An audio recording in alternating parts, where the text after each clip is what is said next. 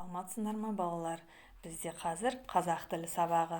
Бүгін сәуірдің 6-сы қоршаған орта бөлімі. Сабағымыздың тақырыбы етістік. Оқу мақсатымыз мәтіннің құрылымын анықтап, жұмбақтар шешіп, синоним сөздерді тауып, сауатты және көркем жазуға дағдылану. Балалар, сабақты бастамас бұрын естеріңде болатын болса, біз дүниетану сабағында қоршаған орта туралы өткен болатынбыз. Біз қоршаған ортаны табиғат деп атағанбыз. Демек, біз осы бөлімде табиғаттың таңғажайыптары туралы, және осы қоршаған ортаны қалай таза ұстау керектігі туралы, және осы табиғатты қалай аялау керектігі туралы өтетін боламыз. Енді балалар, алдарыңда сендердің қазір суреттер берілді. Осы суреттерде біз көріп тұрмыз, балалардың көшеттер, ағаштар отырғызып, және айналадағы арам шөптерден тазалап, және талдардың түбін әктеп атқан балаларды көріп тұрмыз.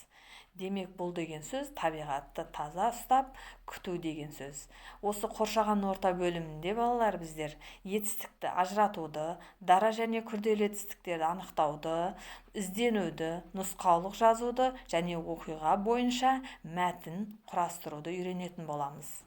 Мен сендерге қазір алдарыңа балалар қысқаша видео ұсынамын. Тыңдап алайық бірінші. Қайырлы күн достар. Біз бүгін сіздермен етістік тақырыбын өтетін боламыз.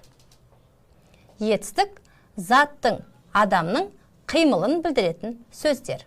Мысалы, тасиды, күзетеді, ұстайды, сөйлейді.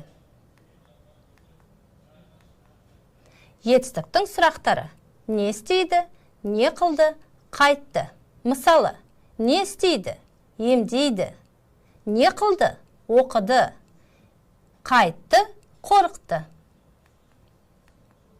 Мәтінмен таныспас бұрын жаңа сөздерге назар аударыңыздар. Емдеу, оқыту, зерттеу, жазу, оқу, ойнау. Мәтінге назар аударыңыздар. Дәрігер науқасты емдейді. Ұстаз оқытады. Ақын өлең жазады. Оқушы оқиды. Балалар ойнайды. Ғалым зерттейді. Емдейді, оқытады, жазады, оқиды, ойнайды, зерттейді деген етістіктер не істейді деген сұраққа жауап береді.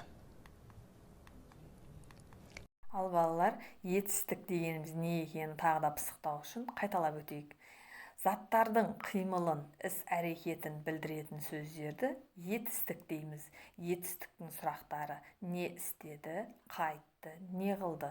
Мысалы, отыр, оқыды, тоқыды, тағы да айта берсек көп. Биледі, секірді, жүгірді, ұшты, тағы сол сияқты. Ал балалар, біздер енді тапсырмалар орындап көрейік. Оқы, сөйлемдердің қатесін түзетіп жаз. Балалар, алдарында сөйлемдер берілген. Байқасаңдар, жан-жануарлардың дыбыстауы туралы берілген. Балалар, біздер жан-жануарлардың қалай дыбыс шығаратындығы туралы білеміз. Мысалы, мына жерде әр жануардың дыбысталуын қате берген. Өздерің соны түзетіп жазасыңдар. Мысалы, бие мәңірейді дейді. Бізде шын мәнісінде бие мәңіремейді. Бие кісінейді. Және тағы сол сияқты. Қарамен берілген сөздердің қандай сұраққа жауап беретіндігін айтасыңдар. Және келесі тапсырма: мәтінді негізгі сөздің мағынасына қарай етістікті қойып оқы дейді. Алдарыңда мәтін берілген, осы көп нүктенің орнына етістік сөздерді қойып, яғни мағынасына қарай етістік сөздерді қойып оқисыңдар. Мысалы, көктем келді, тағы сол сияқты. Алдарыңда тағы да жұмбақ берілген, жұмбақты оқып шешуін тап дейді. Әсем бақта ән салады, әніне жұрт тамсанады дейді. Жұмбақтың шешуін бос торкөзге жазамыз, және жұмбақта берілген етістіктерге сұрақ қоямыз, және астын сызып қоямыз етістіктердің.